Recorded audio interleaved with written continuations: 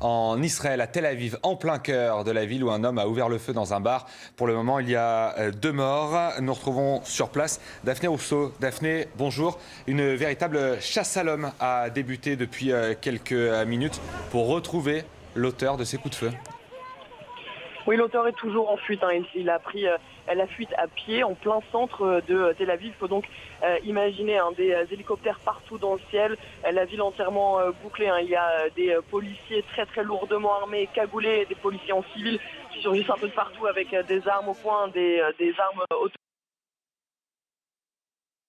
retranchées pour retrouver cet attaquant. Du côté du bilan qui risque encore de s'alourdir, il y avait 10 blessés, dont 2 qui sont morts à leur arrivée à l'hôpital. On ne sait toujours pas qui est l'auteur de cette attaque, quelles étaient ses motivations. Pour l'instant, pas un mot de la police sur la motivation de l'auteur. On ne sait toujours pas d'ailleurs s'il a été attrapé ou pas encore attrapé. La chasse à l'homme continue dans une énorme confusion ici à Tel Aviv et dans une ambiance surtout de psychose, de paranoïa. Tout le monde regarde autour de soi. Des civils sortent armés. J'ai vu des jeunes sortir avec des fusils à l'épaule ou alors des armes de poing à la ceinture. Ici, on cherche l'homme qui est en train de semer la terreur en plein centre-ville de Tel Aviv.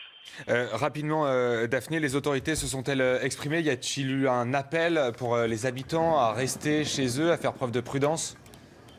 Oui, le maire de Tel Aviv qui demande effectivement aux habitants d'éviter pour l'instant les déplacements, d'éviter de sortir avec les enfants, un appel qui n'est pas vraiment entendu par la population qui contribue aussi à cette chasse à l'homme qui veut retrouver cet attaquant.